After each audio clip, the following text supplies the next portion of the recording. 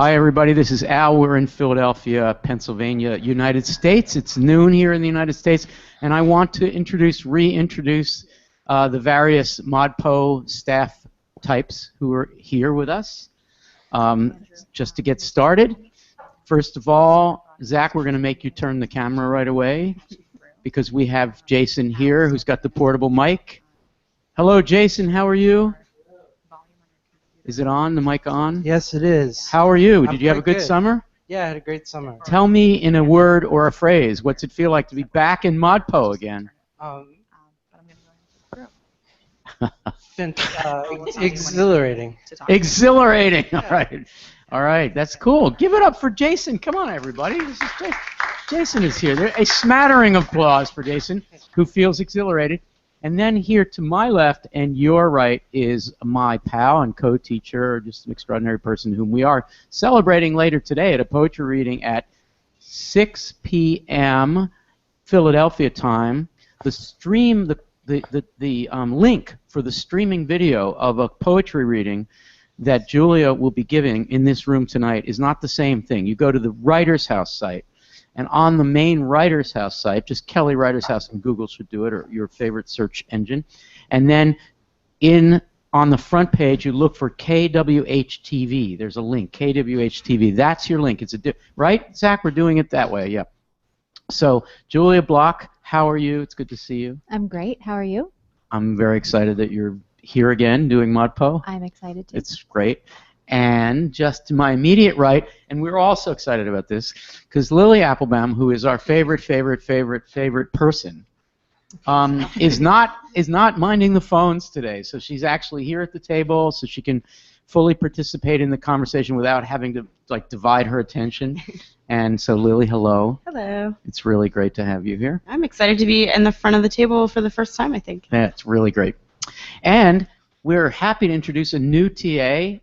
He is a University of Pennsylvania student. He's already a favorite. He's a poetry guy. He's a poet. And his name is Carlos Price Sanchez. That's correct. And let's say hello to Carlos. Come on. This is so great. Yesterday, Carlos and Anna and I recorded 2 new videos for ModPo Plus. In fact, 2 of them, I think, are for next week. Or at least one of them. Right, Zach? Anyway, they were great. Carlos is a star. We're so happy that you're here. Okay, now, joining us in Google Hangouts, we have, from Chicago, sporting a new mustache and something of a beard. Did I say that the wrong way, Max? I think I did. Max McKenna from Chicago. Hello, Max. Hi, Al. How are you? It's great to see you, man. It's great. You have some more interesting things in the back of your apartment this year. It's the exact same things. Oh, okay. All right. 2 posters. It hasn't changed. I guess I'm the one who changed.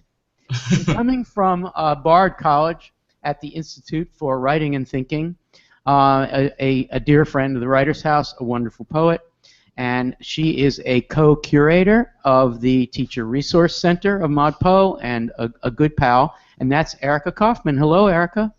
Hi, everyone. How you feeling about all this craziness? I'm super excited. Oh, that's great.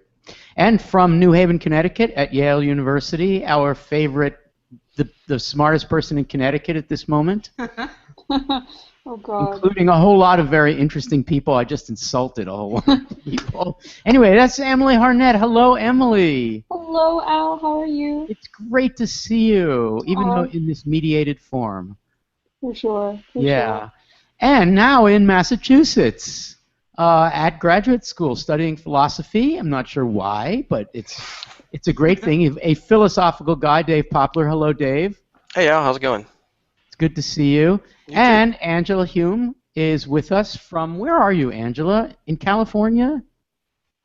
Hi, Al. Hi, everybody. Oh, I'm in Oakland, California. You're in Oakland. Hello, Angela. Now, Angela is one of 2 brand new teaching fellows, ModPo teaching fellows.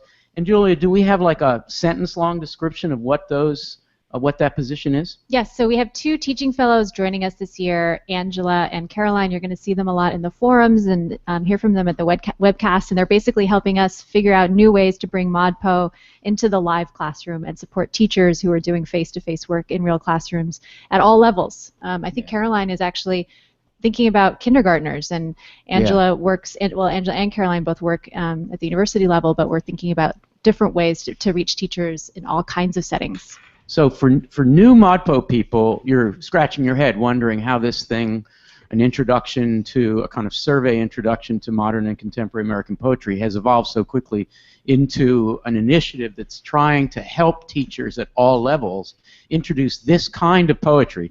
This kind really begs the question. This kind of poetry. Poetry that seems difficult, poetry that's challenging, poetry that's not necessarily narrative, poetry that's not straightforward. I'm not sure what it is. We're going to spend the next 10 weeks talking about what that is.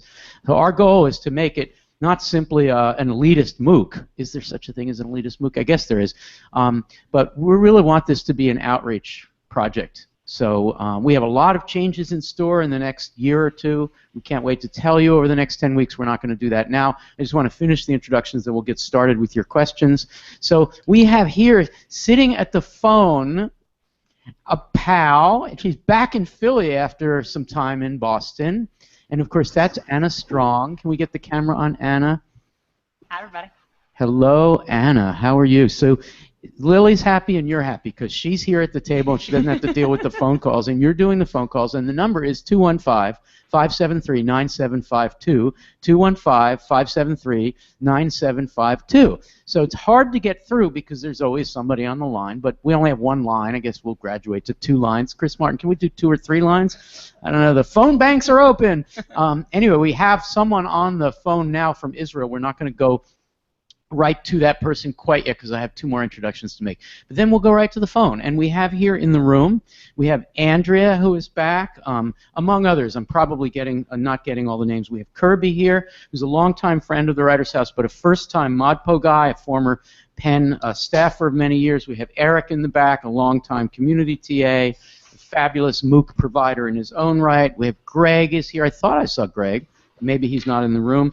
We have Mary, of course, and we have Michael and others. We're so glad that you're here, and CJ. Also, I want to introduce the 2 guys who pretty much there's no other MOOC that does this kind of interactive webcast, certainly not as technically proficiently, and there are 2 people who do this. We have Chris Martin, the one and only Chris who really invented this whole thing back in 2012. It's now 2015, Chris. He How do you actually feel? invented the entire course. You're amazing. You're so great. And, of course, Zach Cardner, who's our frontline. There he is, his hand. Zach is our frontline tech guy. And that means it's primarily Zach who's answering your questions in the Tech Help Forum. And we like to boast that ModPo is a place where no tech help question goes unanswered. And that's largely because Zach doesn't sleep because he's a Phillies fan and there's no sleep because they're so bad. All right, so we're going to go. Let's go Mets. He's not wrong. He's not wrong. All right, our international ModPoers are wondering what the hell we're talking about because baseball is weird and very American. Okay, so we're going to go right to the phone to Israel, and we're going to talk about Whitman and Dickinson today. There'll be some giveaways. In fact, the next person who calls, sorry, guy from Israel, you didn't make it. The next person who calls is going to get a copy of Walt Whitman's Drum Taps in a new cool little edition that we're going to mail to you, and so on and so forth. All right, Anna, do your magic. Let's see who is it? We have Andrew calling from Israel. Andrew from Israel. Okay, let's bring it on up. It's like a talk show. Carlos, what do you think of this? I don't know. I'm still kind of gearing up. This is my first time. All right, get the man some coffee. Yeah. Andrew, can you hear me? Can you hear? Yes, Al, I can hear you. Can hear me? We can hear you very well in the room and around the world. People are hearing you. I don't know how the audio people do it, but so is this your first time in ModPo? It is. I've listened to other programs in the past from Kelly House, and I was just thrilled to find out about this class. And great. I feel privileged to be part. Thanks. Well, we're really pleased that you're with us, and really pleased that you called. And I just want to express the hope to you that you stay with us all 10 weeks. Even though some weeks you won't have a lot of time, I hope everybody will stay with us You can do it minimally 4 to 6 to 8 hours. People are looking at me. Yeah, 8 maybe. You can do it maximally 100 hours. Don't give up. Just even if you have a week where there's only 2 hours, just go on to the next week because the site will be open all year, and you can always go back and see what you missed. All right, sorry, Andrew. Can you have a question No problem. about? That's my plan. Okay, fantastic. Do you have a question about Whitman or Dickinson or anything? I have a point that I'd like your response to, you and your team. I loved your discussion about Emily Dickinson's I Dwell in Possibility. And you mentioned the Cedars having a connection to Lebanon. And that's what came up to me is that the Psalms, which I believe that Emily Dickinson was very attuned with and very learned about gospel in general. And in Psalm 92 and 29, the Cedars really resonate, express a lot of power themselves. So with the chambers being mentioned to be as cedars, for me, it's already linking to the mysterious nature of the divine. And I wanted to know, kind of bringing in the... Great. I think it's pretty clear that Dickinson knew her Psalms. And we've lost visual contact with people, but they're there. Are they there? Okay. So I'm going to ask anybody near a microphone would like to comment on Andrew's suggestion that maybe of chambers as the Cedars does refer to the Middle East and to the Psalms. Anybody have a thought there? Dave Poplar, do you think that's plausible? Sure, I definitely think it's plausible. I just think that sometimes we have to be careful with biblical interpretations. I mean, clearly she was extremely well versed. I think she studied in seminary or something like that for a while. But there's so much in the Bible. There's so much that can be taken in so many different ways that you can almost take any poem whatsoever and put a religious gloss on it, a biblical gloss on it. So I think this certainly could support that type of interpretation for sure, but I don't know if that's exactly what she had in mind. Andrew, how can you say how it helps you to understand that line? Yeah, and at first I agree with what was just said. I was more thinking that she might have been bringing the mysteriousness of, like, the idea that the cedars convey more than just height. So that, to me, I had this image of this room that has no ceiling, or the heavens as the ceiling, as that it just made this great power brought into her house, this house. Yeah, I mean, I think, as I recall in the video, I simply suggested that the Cedars was a reference to the tallest, the end stage, right. End growth. So in the New York State, here in the continental U.S., it's the hemlock. Here in this area, it would be the oak. Out on the West Coast, it's going to be the redwood, and in the Middle East, it's the cedars. I assume that was the reference, but you may be bringing in something else, something more. So that's pretty cool. Thank you for the question. Thank you. And thanks for being part of ModPo. Stay with us and call again sometime. Great. All right, fantastic. Thank you, Anna. So do we want to does somebody want to, maybe Lily, suggest how people can participate in this other than the phone call? Oh, you mean in the webcast? Yeah. So we have a sub-forum or a forum for discussion forums, and then a sub-forum with live webcast sessions. Mm-hmm. Is that right? Yep. So you just go into the thread for that particular webcast, and then you can post your question. We'll do our best to hopefully answer it, but others who are watching the webcast can go to that forum as well and maybe get a discussion going. That's sort of almost like live tweeting the webcast, but not really. But so you're using the discussion forums the way you normally do, but yes. In this case, and there's a lot of discussion there, and Julia is looking at it. Is there anything interesting that we should point to? Yeah, there's a question that I think would be useful to go to that Nicholas McLaughlin posted, and he simply asks, what is the goal of close reading? And he says, when I read prose, my goal is to understand the communicator And Nicholas, I understand you just be saying your goal is to understand what the writer means or what the writer's trying to say. Right. Do we approach poetry in the same way or in a different way? So what right. are we doing when we're close reading poetry? So I want to ask Erica, Max, and Emily in turn to respond to that very general question. What is the goal? I think what the question was. Who is it? This is Nicholas. Nicholas. All right. In any order, Erica, Max, Emily, what is the goal of close reading? I think that in the context of poetry, the way that I think about the goal of close reading is to really think about how language is working. And what I mean by that is like beyond the piece as a whole, really honing in on individual words as material objects and thinking about the way that they're functioning in the space of the page, in the space of the poem, etc. Yeah. Thank you so much. Max, you want to take a shot at that? What's the goal of close reading? Yeah, I agree with Erica. Actually, I was going to say that for me, close reading is about finding everything other than the author's intention, quote unquote. Really? Yeah, I think that's actually part of it. I think that the close reading actually helps to explode the notion that we need to discover that the author is communicating, some sort of secret thing that we need to kind of uncover, but rather we can do, as Erica said, we can see the way that language is functioning in a sort of broader context, in a social way, political ways. It helps us to kind of deal with lots of the baggage that is built into the language and lots of the baggage. So what you're saying here leads to all kinds of controversial things, but let's just try one of those.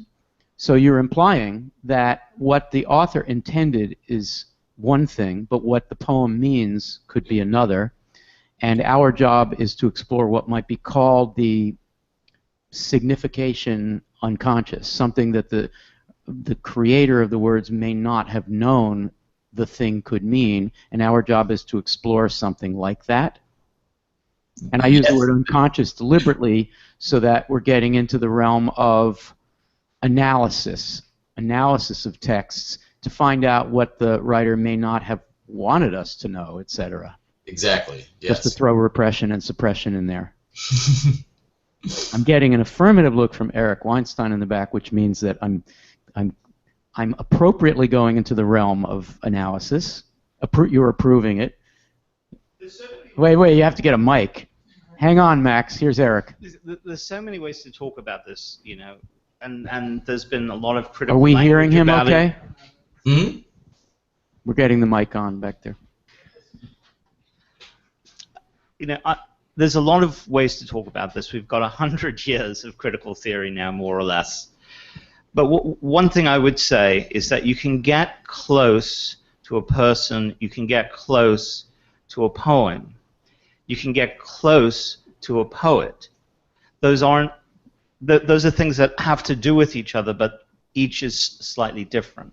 I can get close to a poem and its rich field of possible meanings without necessarily having to make the effort to figure out, what was the author's intention here. Yeah, and I don't think Max he just put that in as one of the many possibilities. I think the two of you agree. Max, do you want to do a follow-up before I turn to Emily? Yeah, I like the idea of, I guess, of the unconscious that you used, Al.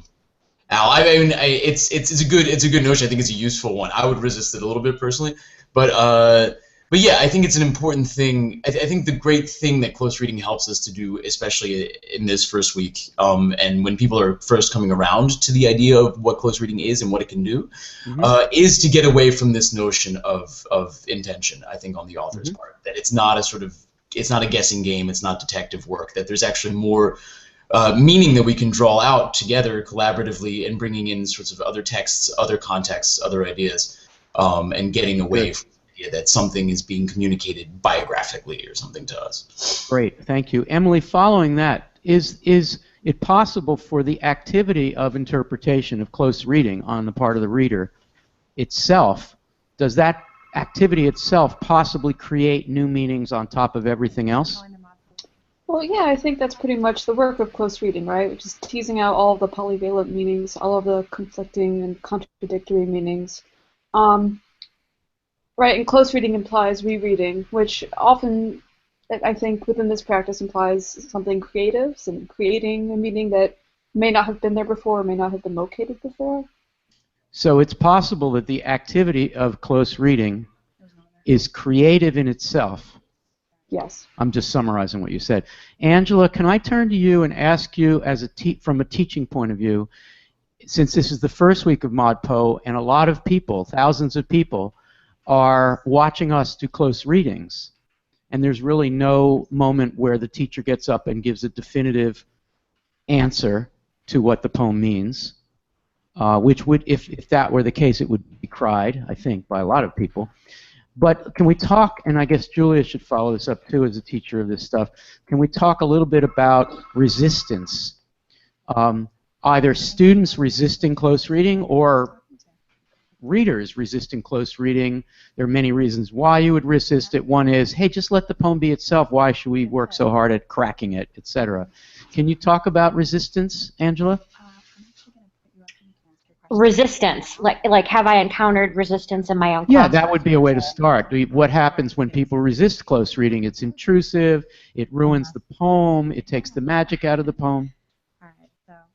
Wow, honestly, my experience largely has been that students really love close reading. Yeah. They love the collaboration that it entails. They love the creative act that it entails. Just personally, I'm always interested in kind of bringing a historical perspective to my classroom in addition to close reading practices, and I find that actually there tends to be more resistance to a historical approach. Students often feel like, oh, interesting. They're being told that as though the meaning of a poem or the significance of a poem were somehow determined, by its particular historical context, where as close reading, as a method, I think makes them feel like they don't have to have any sort of specialized knowledge in order to... I'm glad to hear that. Julia, thank you, Angela. Julia, do you have a word to add to this? Because we've seen in ModPo some resistance time to time. Yeah, I really like what Angela said about creativity, using the word creativity to describe close reading, because there can be an enormous amount of imaginative work and even playful work that goes into teasing different kinds of meanings out of a poem or out of any kind of text. But I also really identify with what Angela's saying about bringing a historical context to bring to bear on our reading. And I think, in my experience, is always kind of this delicate balance, and that finding that balance is part of the process of close reading. Mm-hmm. So we might see a reference to a tree and identify with something from our own world, and it's really fascinating and exciting to know what tree the writer might have encountered. Right. Interesting. Well, you're going to hear, we're going to go to a phone call, and I'd like Carlos and Lily and Jason to be the people to respond to whatever it is. I have no idea what's going to happen. But I just want to say, for all those ModPoers, especially those tuning in to this weekly improvised discussion for the first time, that for 10 weeks, every week we're going to talk about the problem that we encounter when we push ourselves into close reading in such large numbers. Because there's a risk when hundreds of people are working on the same Emily Dickinson poem, there's a risk that we're going to create the feeling that it's been done before and there's nothing more that you can say. Please believe us when we assert that a lot of the time we've never thought about that particular point. When you put enough, the wisdom of crowds, when you put enough people on a project this open-ended, you're going to come up with new stuff. If it weren't the case, a lot of us wouldn't be doing this time and time again. In fact, the MOOC would be a classic MOOC or a standard MOOC where we would just have set-piece discussions and no interaction because nothing more needs to be said. So the openness of the format of this MOOC aligns with the openness of the material and the openness of the minds of generous people with a few extra hours a week in their busy lives, and students who are a little tired of being told what to think something means. And the risk of that is we're going to say a whole lot of things that strike people as impossibly complicated and unnecessary and superfluous. Up with superfluity. Is that the word? Superfluity. Superfluity. Terry Jude Miller just wrote, "Isn't creating new thinking what Whitman meant about destroying the teacher?" Oh, man. Terry said that? Terry said that. So Terry did something meta-pedagogical. She found the piece in Whitman where Whitman said, I want to destroy the teacher, and in the analogy there, it was Whitman saying, I'm a mentor, but I have to be destroyed in order for my mentee to flourish. And that's sort of what we're trying to reproduce, which is hard to do, but in a worldwide, global context can be done because you get so many perspectives. Anna's laughing at me because she's heard this passionate plea before, and she's thinking about the person on the phone who's been holding on. No, I'm not laughing. That's awesome. That's in a nutshell, huh? No, that's why amazing. You keep coming back. Yeah. Thank you, my friend. That's very nice of you. Whoa. Okay, Anna, who's on the phone? Because this is going to be Carlos, Lily, and Jason responding to whatever it is. Yes, we have Martha calling from Madison, Wisconsin. Martha! Is she on? She is. Yes, Martha, hi! Hi, Al. How are you? Oh, it's great to hear from you. Are you rabble-rousing out there? Oh, my. I would say it's in a rubble out here. Oh, I'm so sorry what's happening to the University of Wisconsin. Yes, Martha's a University of Wisconsin avid person, a community person. When I was out there in Madison in November, maybe, toward the end of ModPo last year, we met. It's great. You're such a good ModPo person. Thank you for calling. All right, so we lost Jesse, who was doing the MOOCs here. Yeah, cool. But that's a longer conversation. Yes. So what you're gonna do is ask a question, and Lily, Carlos, and Jason are gonna answer. Make it a doozy. Okay, I have two couple of things. While I was waiting, the first question you've already dealt with, which is the historical context. Okay. Can we bypass that and go to the second one? Okay. I was going to carry it further into Whitman. When you look at words like the driver, the immediate thought would be cars, which of course meant wagons. Are you referring to the blab of the pave canto, the driver? Yeah, that's right. Yeah, that's right. And it's a couple others. What number is that, anybody? The blab of the pave. I'm not sure, but I saw it again this morning, I think in 46. We'll get it. You think it's that far in, 46? Well, I'm bouncing around since it's my second year. You're allowed to bounce around in Whitman. Oh, it's number 8. Yeah. It's number 8, Martha. It's so much earlier. Okay, well, that's what you got when you bounce. No, Blab of the Pave. It's like a keynote canto for ModPo because it expresses Whitman's obsession with the sound of things and his making lists, and is very empowering for the Beats, among others, and also empowering, weirdly, for the conceptualists of Chapter 9.3 who like to put the world into the poems, try to just sort of appropriate the world and make lists. So, yeah, okay, so your question is about the word driver? Well, it was really more of a comment, and I guess the other thing I wanted to add to those of us, particularly who are sort of ModPo people who may have run into this but haven't thought about it again in a year, is the My Emily Dickinson by Susan Howe, to just enrich and enrich and enrich another sort of individual take on Emily. Okay, so let's take the driver question. Okay. And you've just given these people a license to just say something about that, and we'll do that. And then I'll ask Julia and Dave to say one thing about My Emily Dickinson, because it's just like a preview of something happening much later in the course. So, Carlos, anything?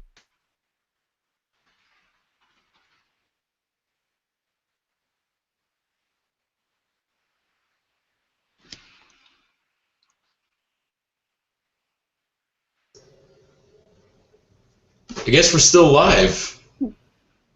Is everybody else? Can you all hear me?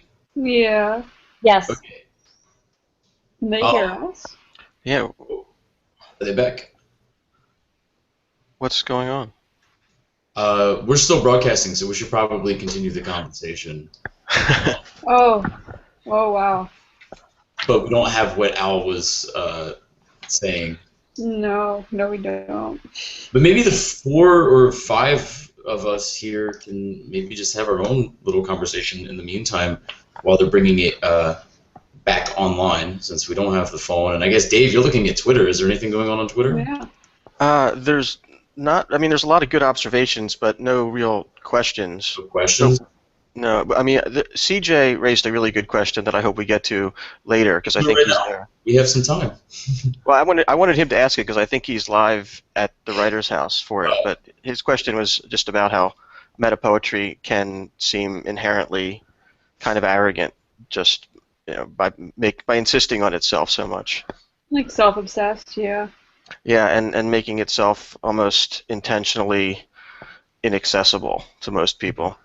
And sort of parading itself as this is the greatest way to knowledge and truth more than anything else. So, Yeah. I mean, I do hope we get to address that. Where was that question, Dave? He posted it in the forum. Okay. And he also did a tweet about it where I first saw it. But, yeah, his thread. Yeah, can the conceit of metapoetry avoid becoming poetic arrogance is the name of his. Mm-hmm. So I think it was a pretty good question. Well, Should we talk about it? Go ahead. Let's talk about it. I mean, I guess our meta poetry jumping off point in week 1 would be I Dwell in Possibility, right?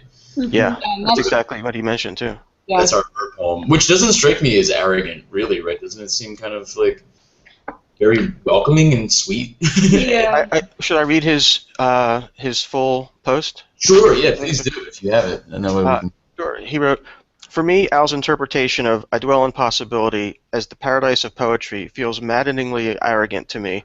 Must we interpret ED as staking out a claim that poetry is gathering paradise, rather than an inquisitive human being exploring possibility or wondering, a tentativity, a suggestion, an experiment? We fall into arrogance from time to time. Don't I know that, but I stand for working to purge arrogance in all its forms from my thinking in society. I find the incursion of arrogance into poetry to be troubling. Can the conceit of metapoetry avoid becoming poetic arrogance?" Well, I mean, that's pretty interesting, right? Because it seems you could see those as the same thing, as this poem being both tentative and experimental and sensitive, and also still gathering paradise. And I think that's the sort of fulcrum of the poem, is that this type of tentative relationship to possibility is also something that can attain paradise.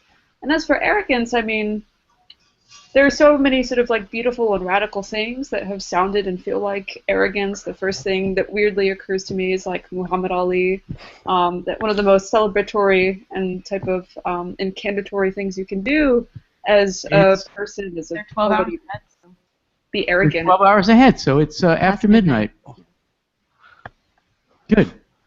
Okay. So I don't know how we got there. I'm just going to give my quick thought, which is the first is basically Dickinson and Whitman, I think, both invite us to think about language past, present, and future in the content of what they're saying.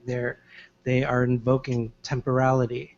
So I think that if Whitman is using language that at the point that he is using it is already infused with its own history and variation over